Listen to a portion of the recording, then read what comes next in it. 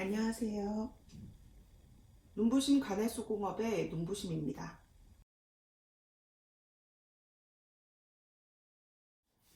이 채널이 이렇게 책 읽어주는 채널이라고 알고 계시는 분들이 있으신 것 같아서 사실 책을 읽어요. 읽는데 저는 서문만 읽고요. 함께 저는 아침 8시부터 한 30분 정도 매일 월화수목금 이렇게 읽고 싶어서 라이브로 그래서 책을 서문만 읽고 소개하는 거예요. 서문을 들으시고 이 책 한번 같이 읽어보고 싶은데 이 책 궁금한데 라고 생각하시면 댓글 달아주세요. 그러면 구독자가 50명이 넘으면 라이브를 할 수 있대요. 그거 하려고 제가 지금 이러고 있는 거거든요. 부탁드립니다.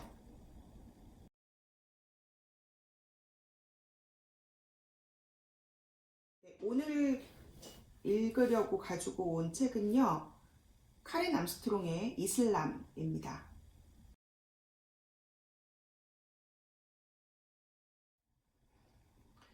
그 카렌 암스트롱의 책을 소개하는 컨텐츠는 또 물론 많습니다. 그런데 참 희한하게 이 이슬람 이 책을 소개하는 영상은 아직 못 봤어요. 그래서 들고 나온 건 아니고 제가 카렌 암스트롱의 책들 중에 가장 먼저 읽은 책이고요. 그리고 이슬람을 이해하기 위해서 가장 먼저 이슬람 쪽, 그 이슬람에 대한 설명을 한 책을 산 게 이게 제일 처음이었어요.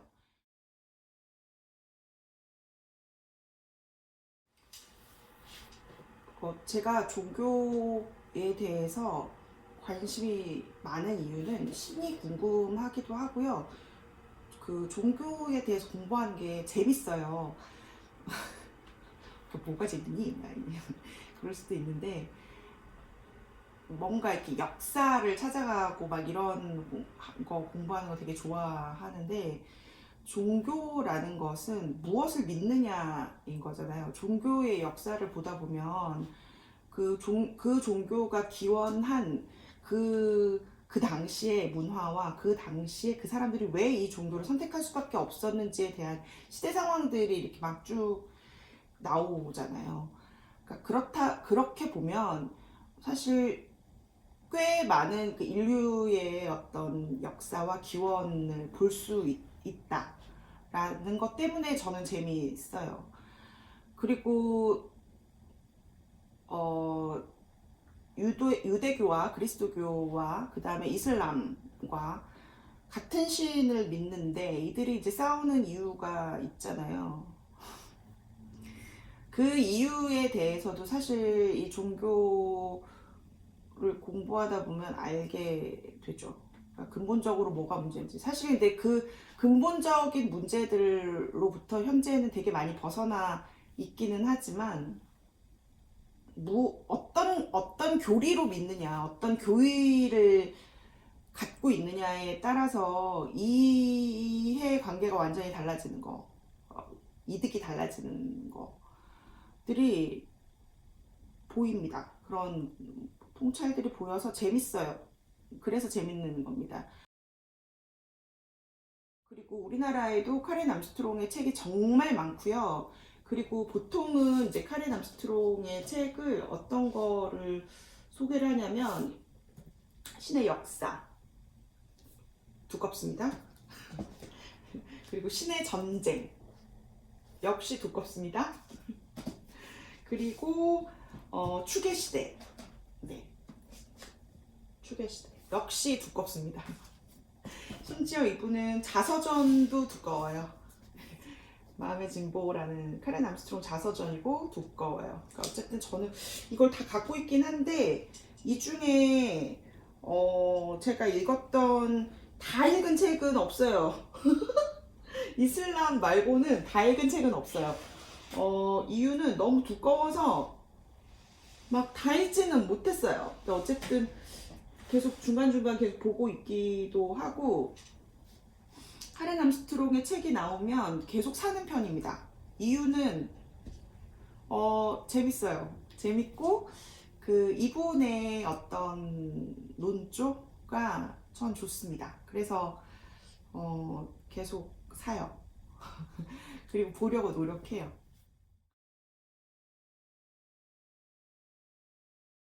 사실 무슬림들에 대한 이해가 적어요.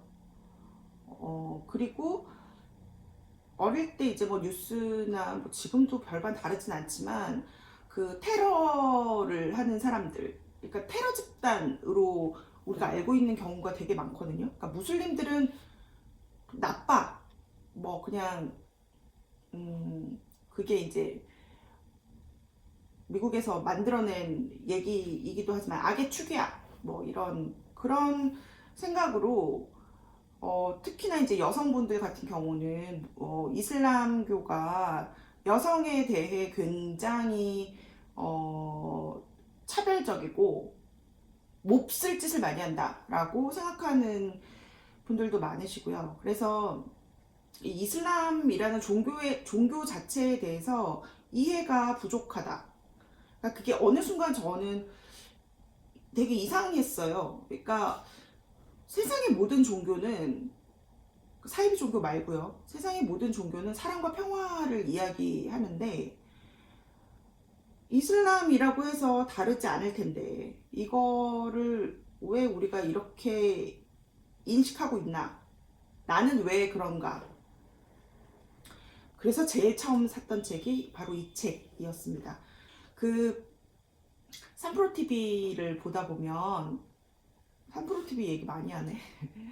찾아보시면 인남식 교수님이라고 외교부에서 이제 외교관들을 가르치는 일을 하시는 분이래요. 그런데 어쨌든 기본적인 것은 이 카렌 암스트롱의 이슬람을 통해서 저는 알게 되었습니다. 읽어볼게요. 제가 이걸 서문 읽는 촬영을 한 두 번 앞에 해봤더니 만만치 않은 작업인 것 같아요. 그러니까 일단 다 만들어 놓고 제가 이제 확인하려고 쭉 영상을 보잖아요. 너무 힘들어. 읽을 때는 몰랐는데 그 시간을 그 제가 책 읽는 모습만 보시는 게 되게 지루하실 것 같다라는 생각이 드는 거예요. 중간중간에 사실 제가 책을 읽으면서 궁금해서 막 찾아보는 것들도 함께 넣을게요. 지금도 이제 조금씩 넣고 있는데 점점 뭔가 저도 제 편집을 처음 해보거든요. 그 기술이 좀 늘어나면 더 괜찮아지지 않을까라는 생각을 해봅니다. 네. 그럼 먼저 카렌 암스트롱은 어떤 분인지 책에 있는 대로 읽어보겠습니다. 지은이 카렌 암스트롱. 영국의 저명한 종교학자이자 종교 문화 비평가인 카렌 암스트롱은 1944년 영국 위스터셔에서 태어났다. 17살에 옥스포드 대학에 입학 허가를 받을 정도였지만 대학 대신에 로마 가톨릭의 성스러운 아기 예수회에 들어갔다. 1967년부터 옥스포드 대학에서 영문학을 공부하며 종교생활과 학교생활을 병행하지만 예수회의 엄격한 규율 등에 실망하고 7년간 지내던 수녀원을 떠났다. 옥스포드 대학을 수석으로 졸업한 암스트롱은 런던 대학에서 문학 강의도 하고 고등학교 영어 교사로도 지냈으나 학교의 완고한 전통과 불화하고 해고되었다. 이후 수녀회 경험을 바탕으로 가톨릭 교회를 비판한 자신의 처녀작 좁은 문을 통하여를 출간하였다. 이 작품의 엄청난 성공을 계기로 BBC의 종교 프로그램을 맡게 된 암스트롱은 방송 제작팀과 이스라엘을 여행하면서 유대교와 이슬람교에 깊이 감명받게 되었다. 비교 종교학의 권위자인 암스트롱은 기독교뿐만 아니라 이슬람교와 불교, 유대교에 대해 해박한 지식과 편견 없는 자세를 견지하고 있는 것으로 정평이 나 있다. 1999년에 무슬림 공공문제협의회의 미디어상을 받았다. 2008년에는 종교적 자유와 관용에 공헌하여 프랭클린 루즈벨트 자유메달과 테드상을 받았다. 이후 테드의 공감의 헌장 국제 프로젝트를 설립하여 이끌고 있다. 그의 작품은 45개국 이상의 언어로 번역되어 전 세계에 소개되었다. 지은 책으로는 마호멧 편전, 스스로 깨어난 자 붓다, 예루살렘, 마음의 진보, 신을 위한 변론, 신을 위한 전투, 신의 역사, 신화의 역사 등이 있다. 네, 카렌 암스트롱입니다. 이게 약간 책마다 조금씩 다른 것 같아요. 이 책마다 약간씩 소개하는 글들이 조금씩 이제 달라요. 보면 출판사도 좀 다르고, 이 책은 이제 의류문화사에서 나왔는데 꽤 많은 책들이 교양인이라는 출판사에서 나왔고, 제가 갖고 있는 책 중에 이런 책도 있거든요. 바울 다시 읽기. 이 책을 샀던 이유가 제가 바울을 별로 안 좋아해서 산 건데 친해져 보려고. 아직 안 읽었습니다. 아직도 안 친해지고 있어요. 다시 한번 말씀드리지만 서문을 들으시고 이 책 나도 한번 읽어보고 싶은데? 근데 혼자 읽기엔 좀 그런데? 라고 생각하시면 댓글에 남겨주세요. 그러면 구독자가 50명이 넘는 순간 저는 라이브를 진행합니다. 본문 읽기 라이브 시작합니다. 앞에 영상이랑 갑자기 튀죠. 편집을 하다가, 그러니까 본 촬영 때 얘기를 했는데 얘기가 막 좀 왔다 갔다 해서 잘라버린 얘기가 있는데, 얘기는 넣어야 될 것 같아서 다시 촬영하는 걸로. 다른 날. 여기 이 책에 띠지가 있는데요. 이 띠지에서 제가 이 책의 오게티를 발견했지 뭐예요. 책의 내용이나 뭐 이런 것들은 전 불만 없습니다. 사실 뭐 제가 무슨 불만을 갖겠어요, 어떤 책에든. 근데 이 오게티가 뭐냐면, 여기 띠지에 뭐라고 적혀 있냐면요, 테드상 수상자이자 아랍 세계에도 인정한 종교 역사학자가 내놓은 이슬람 역사책의 전설이라고 돼 있어요. 여기서 이 아랍 세계라는 말이 되게 걸리는 거예요. 그러니까 이유는 그래요. 여기 이 아랍 세계를 이슬람 세계로 바꿨으면 어땠을까라는 생각을 한 겁니다. 아랍 세계는 이슬람 세계와 다릅니다. 이슬람 세계 안에 아랍 세계가 들어가 있겠죠. 중동이라는 말도 사실 문제가 있습니다. 근데 이제 관용어라고 생각하고 그냥 할게요. 아랍 문화권과 페르시아 문화권이 있어요. 우리가 흔히 아는 중동에는. 그 페르시아 문화권에 있는 사람들한테 아랍인이라고 하면 굉장히 기분 나빠합니다. 그게 바로 이란이죠. 이란이 페르시아에서 왔고, 언어도 다르고요. 같은 이슬람교를 믿지만 좀 달라요. 시아파와 수니파 뭐 이런 이야기 들어보셨죠? 이건 무슨 말이냐면, 동북아시아에 지금 한국, 중국, 일본 이렇게 있는데, 우리가 어디 여행 갔을 때 니네 같은 한자 문화권이고 같잖아 라고 해서 이렇게 뭉뚱그려서 이야기하는 거 있잖아요. 뭐 저희 한국 사람들 이렇게 나갔을 때 너 중국인이지? 중국이랑 똑같잖아. 뭐 이렇게 얘기하면 기분 나쁘듯이, 또는 너 일본인이지? 일본이랑 똑같잖아. 이렇게 이야기하면 기분 나쁜 거. 특히 이란과 아랍 세계는 완전 달라서요. 이란 사람들한테 아랍인이라고 하면 정말 화내요. 그러니까 그게 있다. 또 튀르키예도 마찬가지예요. 아랍인이 아니거든요, 튀르키예는. 그러니까 이 부분은 사실 몰라서, 그러니까 우리가 이 세계에 대한 이해가 좀 적어서 할 수 있는 실수입니다. 그러니까 이거는 이 책 읽기 전에도 살짝 상식처럼 알고 지나가면 좋겠다라는 생각이 들어서 꼭 넣어야 될 것 같아서 다시 촬영했습니다.